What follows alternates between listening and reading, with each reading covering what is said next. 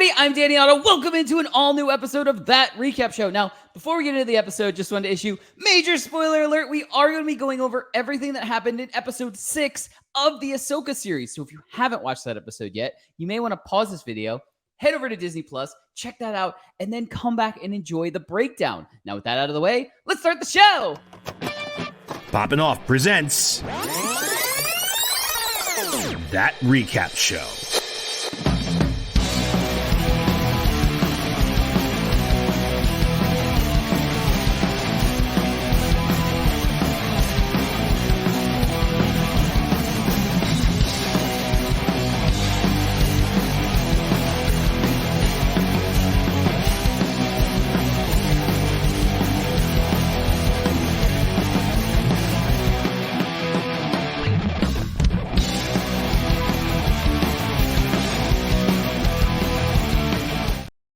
All right, joining with me to break down everything from episode 6 of the Ahsoka series, it's Jon Jon Rico. Hello. Hello. Nice. Oh no, we lost our 2. He lost him. He's down. Shit. All It's right, okay, well, we can do this episode's already off the rails now. Classic Star Wars, though. I know, right? But anyway, yeah, I mean, speaking of droids, that goes right into what I wanted to talk about first. One of my instant reactions for this episode is Huyang, like, basically being the wealth of knowledge for, like, I guess all of the past history of Star Wars in general. But we get this amazing kind of just interaction between Ahsoka and Huyang, you know, when they're in the Purgles and they're traveling to the galaxy far, far away. But what was really cool was we basically had him start narrating the crawl. A long time ago, in a galaxy far, far away. How awesome would it have been had he kept going and it was like the initial crawl for A New Hope? Like he just started going into the first sentence of it and then it cut it off. Like he cut it off with long ago in a galaxy far, far away. I wanted like a couple more words and then like cut off. But it was awesome. I loved that. And now I would love if we just got like, you know, just an internet video of him doing that and just maybe doing the crawl for A New Hope or for, you know, even for one of the prequels. I think it would be fun to have just Huyang, you know, narrating that crawl. I think I just the snippet that we got, I thought was amazing. The other thing I have to say instantly is I now need a weird alien wolf plushie. Add that one to the list. I mean, the Howler.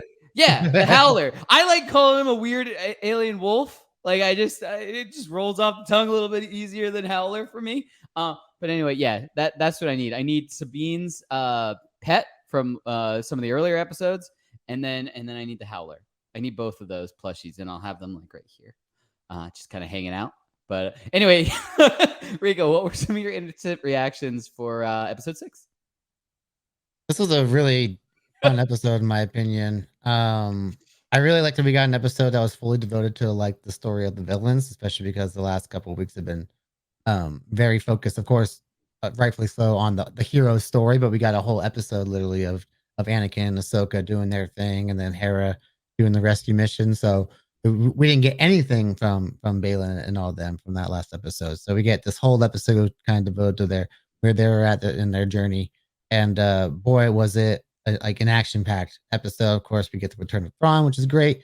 We get some great character moments between Sabine and Baylan, Sabine and Thrawn, and just so many really great moments that remind you of old Star Wars, and I really love that. But also, one of the really cool things I like is when they first get to Peridia, and we see them kind of like pulling in to where they're going to land. We see 3, hooded figures on the kind of like this altar area, kind of like where they left before. And it turns out to be 3 like Nightsisters but they're not like the younger Nightsisters that we've seen, like, you know, like Asajj Ventress and all them, or even like Morgan Elsbeth. They look more like Mother Talzin from Clone Wars, who, of course, she's most famously known for being the one who resurrects Maul using her magic, and she's also the mother of Asajj Ventress as well. And then she's ultimately slayed by Grievous, I think, in Clone Wars as well. So you haven't seen Clone Wars, you probably wouldn't know that character and where those characters come from. But it's just another cool aspect of Star Wars that they're bringing in now with the dark magic and like the witchcraft and stuff like that. So I'm really to see what like more they bring out of that. But yeah, it was a really cool like villain based episode. Another thing I really liked was Enoch, the Thrawn's head stormtrooper Yeah. with his really cool helmet. Yeah. Really cool design on there, and so I really like that they're taking like familiar concepts, but also making them new at the same time. So yeah, this was a really fun episode. You know what was really cool, and I was thinking about this while I was watching it, but then you just reminded me that of it. I guess it almost felt like I like that. You know, we're in this new universe now, and so there are some obviously remnants of what was brought there. Like obviously there's stormtroopers there and stuff like that, Right. and the Star Destroyer and stuff like that, but you can see that there are other elements of like this being a different place, like everything kind of different. So what was really cool, number one, you said it, like the the guy's like crazy new mask was awesome. But also, what just kind of felt like to me, like just kind of as I was watching it, this episode in general, like just in general, with so much, mentioning magic and just kind of, I guess, what Baylan was kind of wearing and how now we're using howlers for transportation instead of, like speeder bikes or, anything that we'd normally be using in a Star Wars. It almost felt like we got medieval times type of thing. Like we were getting like knights, like and just kind of Very magic, Game of like Thronesy. right, like sorcerers and magic and just all of this stuff. So I really liked how we just kind of had that kind of like just placed in there to give it kind of just a different feel in general, to show you that we're in a different place. Like this is going to be, things are different, things that happen a little bit differently here type of thing. And I just liked subtly having that, and just being able to see little changes here and there, but still seeing stuff that we recognize, like the Star Destroyer and stormtroopers and Thrawn and and stuff like that. Like it was just really cool to kind of see little differences, not everything's purple, like just something super crazy, like just having those nuances there that just showed this is a different place in general was kind of cool. I really liked how they did that. So I agree. Yeah, you want to get to some big takeaways? Absolutely. Awesome. All right, why don't you kick off big takeaways? Okay. I mean, really, the big takeaway for me here is Thrawn, dude. It's Thrawn all day, Thrawn all the time. I love that we finally got to see him when pretty much immediately when they get to Peridia, and I love, first of all, his entrance was just epic in and of itself. We see the Chimera, which is the name of his Star Destroyer, looking a little bit more refurbished, because the last time we saw it, of course, it was being grabbed by Purrgil and being shot off into hyperspace into this new galaxy. So we're kind of seeing like what he's had to do to build himself back up since then. Obviously, like the crew aboard the Star Destroyer is still intact somewhat, and he's still pretty powerful. Like he doesn't seem like he's been struggling since we last saw him. And it's also great to see Lars Mikkelsen in the role, because he was the voice as well in Rebels. So as soon as you hear him talk, you're like, that's Thrawn right there. And of course, he's looking a lot older now, because of course we've seen him portrayed in a younger sense in Rebels, and of course because he goes all the way back to like Clone Wars stuff with Anakin and stuff like that. Which is another thing I'll talk about there too, which I found pretty interesting. But also I just love seeing him playing the mental chess thing with all the characters. The interaction with him and Sabine was one of my favorite. The immediate thing when he sees her, he's just like, nice to see a familiar face. And you're just like, ooh, 'cause they got a lot of history. So yeah, that was just really enjoyable to watch for me. And so the one thing about Thrawn is at the end of the episode, when they're anticipating Ahsoka and all them coming back through the hyperspace portal through the Purrgil, he's asking for like, I want all the information on her and like who her master was and stuff like that. But I'm pretty sure going back into the books, there's a book where Thrawn meets Anakin and handles not just Anakin, but he also works alongside Vader as well. So we get to see kind of like this back and forth of him working with Clone Wars Anakin and then Vader later on in the Empire. So there's one point where he actually does realize that, or not. Well, he learns that Ahsoka is Anakin's Padawan. So I'm kind of curious that when he learns that it's Ahsoka Tano, that he doesn't put that together, unless they put something like some reason behind that, or maybe they just didn't acknowledge the book at all. That could totally be what they did because Disney's done that before. But I'm very curious to see what the interaction between Thrawn and Ahsoka will be when those two finally meet, for sure. Yeah, that's going to be awesome. I can't wait. I mean, we were kind of already saying it. I mean, it's probably going to be, next episode. We're going to see something. Like, they have to be getting there at some point. They're not that far behind them. But yeah, I mean, everything with Thrawn was really epic, which I really enjoyed, because we are introducing, or I guess Filoni is introducing, a villain that is going to be on the tier that we have to ban a whole bunch of heroes that have been introduced to us over multiple series and multiple years, that are going to have to band together to kind of get rid of him, basically. So having that kind of entrance, I think, was very important, and kind of, even somebody who's never seen any Rebels, didn't know anything about Thrawn, that as seeing like an entrance like that, that this is someone not to mess with, basically. Right. Yeah. So, but this is just the introduction for him right now. Right. And we've yet to see him actually like play the cards that he's dealing out right now. So we're seeing him lay his pieces out, and then we're going to see him make his big moves later on, which I'm really excited to see. Right. And so that kind of brings me to two things I wanted to talk about really quick. One, Thrawn is out here double crosses at this point. Yeah. Like, because he instantly, like, Baylan is basically like, Sabine, you cool, I kept my word. And Thrawn's like, yep, Baylan kept his word. There you go. Here's, you can go find Ezra, do whatever you want. You helped me out. We're square.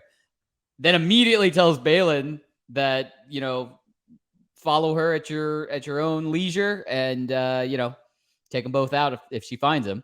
So that's one double cross. Then he later tells Morgan, like, yeah, our number one goal is getting out of this universe. Like, who cares about Baylan if he's not back in time? Like, whatever. So I find something about that pretty interesting as well. Double cross, on top of double cross, on top of double cross. You can't triple stamp a double stamp. You can't triple stamp a double stamp, Lord. You can't triple stamp a double stamp, Lord. He gives none fucks at this point. He's double crossing. But there's something very interesting. If you're going to get into this later, or I apologize if you weren't going to get into this now, but we got some dialogue from Baylan that is very interesting, and I still don't understand fully understand Baylan's character, and I mean that in a good way. It's very mysterious type of thing. Like, he's not a Sith, no, but he's not a Jedi anymore. He's turned away from the Jedi Order. He's made that very clear and stuff like that.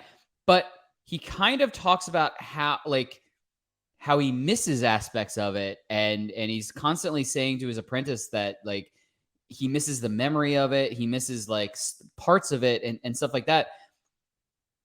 But he also says in this episode, it kind of sounded like some of his dialogue sounded like he was not into what Thrawn was going to be doing, type of thing.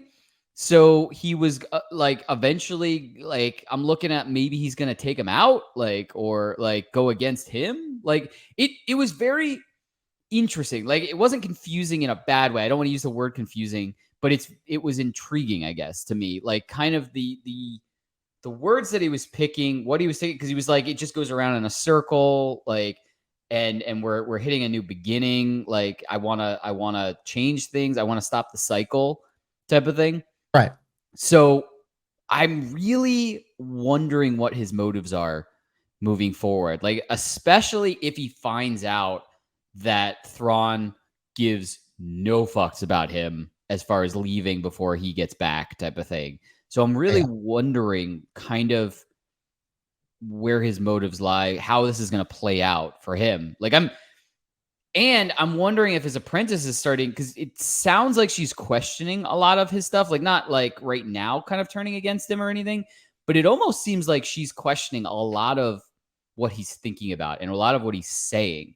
And he's kind of, very calmly explaining why he's thinking, or why he would say something like that, and why she doesn't understand, and stuff like that. but it's really interesting, and I'm wondering where the pieces are going to lie.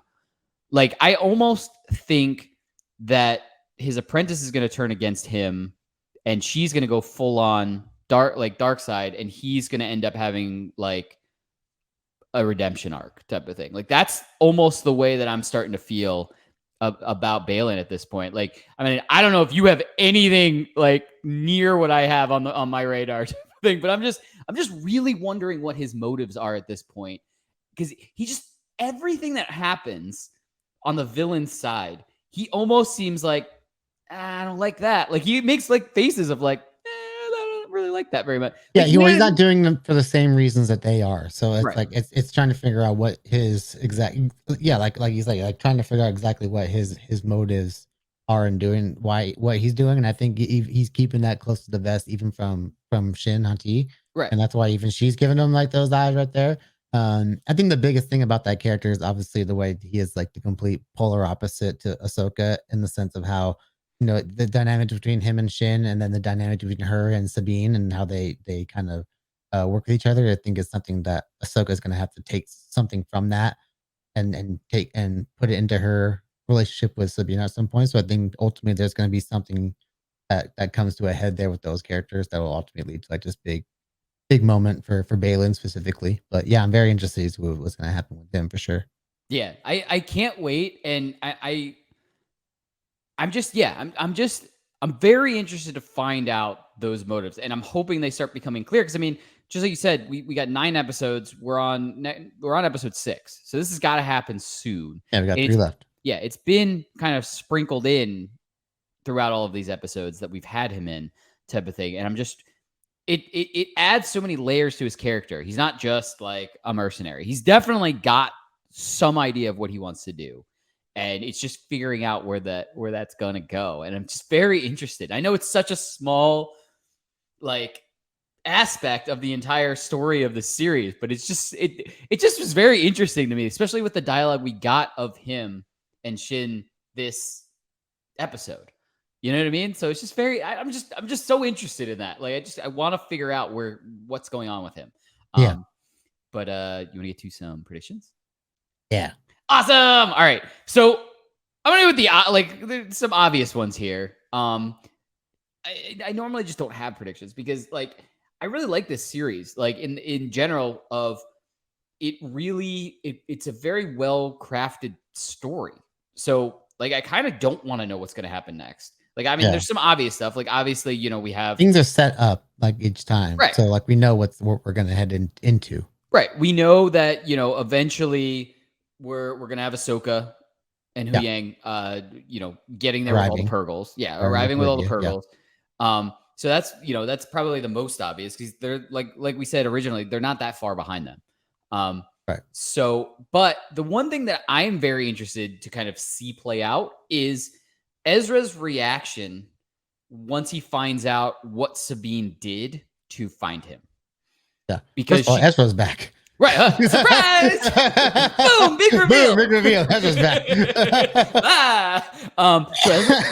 So by the way, yeah, Ezra's back. Which that was cool. Yes. So I told you when we first sat down before we started recording that I actually thought we were going to get some of his dialogue off screen and we were going to see Sabine's reaction and then it was going to cut. And that was going to be the end of the episode. I really thought I knew I could trust you, and then cut to it. That would have been actually, and just see like her cool, but that would have been like, oh, just show me. Yeah, just see like her face light up, but like hold out for another episode.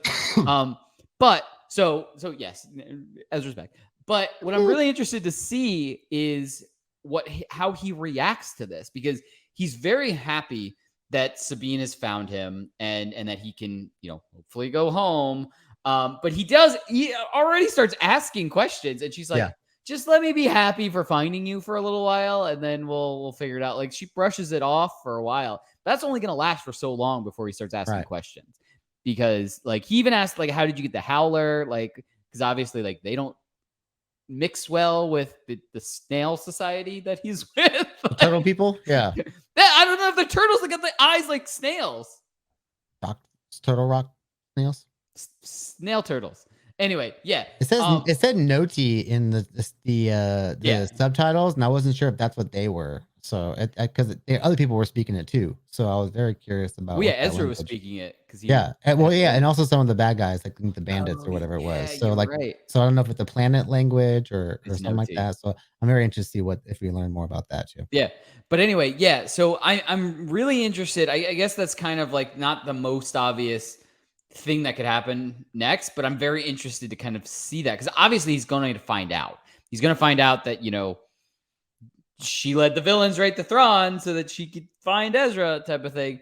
Yeah, they're I'm on the trail. Yeah, I'm just kind of wondering what the reaction is going to be there. So that's kind of my biggest. It's not even a prediction. It's just kind of what I'm looking forward to seeing Mhm. relatively soon. But Rico, what were some of your predictions moving forward to the next episode? Yeah, same thing. I want to see that first. Yeah, I want to see that first interaction between Ahsoka and Thrawn because I don't recall ever seeing them meet in Rebels. So I think it would be actually their first like interaction Oh, in Star Wars. So that would be pretty cool. I could be wrong there, but I also am looking forward to kind of seeing this. It seems like we get like these kind of 2-on-2 battles when it comes to Baylan and shit, and then Sabine's basically going to fight again for the third time against these guys. I would imagine, and because they got to catch up to Ezra and Sabine. Like even though they're on the move, there's got to be some point where like those two are going to meet. And that'll lead to like a third showdown. So I imagine that Sabine will give Ezra his lightsaber, and then we'll get to see Ezra do some Jedi shit. And then so that'll be really fun. Which I don't know what that would mean as far as like Sabine going against Shin again, but we'll cross that bridge again. But a couple other things I thought were pretty interesting. When Baylan's talking about Peridia being like the graveyard, of course, and we see like the yeah. dead Purgle as they arrive. I thought that was really interesting. First of all, the hyperspace looked really cool. It's a different kind of look of the hyperspace that we've seen in previous Star Wars. So I think probably because of how fast they're traveling, given it's intergalactic, so it's kind of a different look for it. But I thought that looked visually amazing.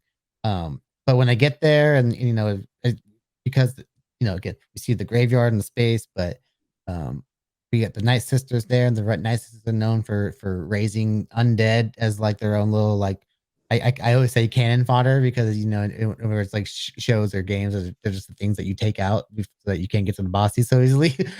So I really want to see something like that because we've seen them in Clone Wars, we've seen them in Jedi Fallen Order. Really fun things to kind of fight.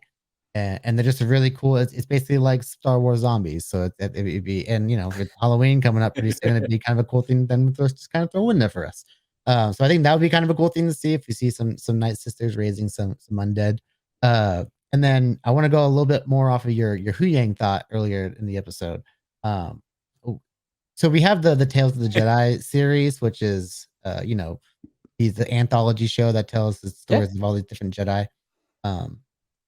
I think you can kind of build that show off of a character like Huyang and almost make him like a new narrator for the show because he's got thousands of years of Jedi tales within his database. Like remember at the beginning of the episode, he goes, "I can tell you one." He goes, "Well, you hear one?" And then of course, Ahsoka's like, not right now. Of course, so like I think we're gonna get that eventually. So I think that's gonna be pretty cool. We'll get to hear a cool tale out of Huyang. But I would like to kind of use that as like a way for them to start telling stories of different Jedi in Tales of the Jedi. So I wrote down a few examples of like ones you can throw in there because that way they don't all have ties to the overall main story like Dooku, Ahsoka, all those guys. But you could do characters like Plo Koon, the character who discovered Ahsoka, Jaro Tapal, who is Cal Kestis' master from Jedi Fallen Order. That would be a cool one. And even some like High Republic Jedi would be pretty cool because again, he goes super far back, so you can go back to really old school Jedi and start introducing characters like that. Dagan Gera from Jedi Survivor is a really great one. He kind of goes back to the High Republic as well. So he's a familiar character you can go back and tell stories with. So I really would like them to kind of branch out and do that more with that show particularly because I think it's something you can have a lot of fun with, especially with David Tennant as the voice. Yeah, that would be really cool. And I mean, it would start getting people, especially if they went really far back for the next season or something like that, it would start getting people interested in the older Jedi movie that's supposed to be. Yeah, and the Acolyte, which is Yeah. also supposed to be set in the High Republic, I believe. So that's going to be very fun. Yeah. So, I mean, we could start using in-universe to start prepping for other like projects. of other stuff. So that'd be really cool. Yeah, no, I'm down. I think that would be really awesome. Yeah, I I feel like we could go on and on because that's what I really like about this series. And I know I've already said it before, but I really like when we get a really well-crafted kind of story that's going on to where, we don't know exactly what's going to happen next. And we can, I kind of as a community, kind of theorize and talk about and just be like, it'd be really cool is if that happened, or if like that was ended up being connected to that and stuff like. I just really like that, and I think Filoni's doing a very good job of, and I know I said this very recently. I believe I said his last episode, but he's doing a really good job of connecting smaller properties with the major properties. So like. Just like, I mean, we've said, I haven't watched Rebels, but we're connecting all of these characters from Rebels and connecting the storylines from Rebels and bringing it into the fandom of the main, Star Wars branch, I guess, of everything, and making me appreciate these characters and this show that, I will be going back and watching because now I'm interested in these characters and I want to see how they interacted before we got to this show. And I think that's why I said, I think he's doing a really good job of that. And a lot of these projects are doing that and stuff like that. Like, I liked Boba Fett, but I appreciate Mandalorians a lot more when we started getting the Mandalorian series and Bo-Katan and stuff like that. Like all of these things are kind of just slowly, bringing more and more into the main, I guess, the main Star Wars timeline. Even though we're not talking about different times, but the main Star Wars timeline, the story of Star Wars, the lore, lore. It's bringing these more into the main focus, and I really enjoy that. And I think there's shows like Andor bringing some like the rebel fight to the Empire a little bit more to the forefront, right? It's not always just about the Jedi and the mystical aspect. There's a real ground war happening. So there's something in there for everybody, I think, to enjoy. Which as it starts to grow, it just keeps adding little bits and pieces of genre to it, which is awesome. Absolutely. I'm here for all of it. I think it's so much fun. I cannot wait until next week's episode. And I think that's, as we always say, that's what we think. Let us know in the comments below. What did you think of episode 6? And what do you think is going to happen next episode? Are we going to get, the Ahsoka Thrawn confrontation? Or, is she going to figure out how to get around, seeing Thrawn first? And she just dives into where Ezra and Sabine are. The sky's the limit. We really don't know how, that introduction is going to be, but, I can't wait to see it. As always, don't forget, like, subscribe, and turn on notifications to hear about all of our latest audio and video podcast releases. Bye, everybody! Poppin' Off presents That Recap Show.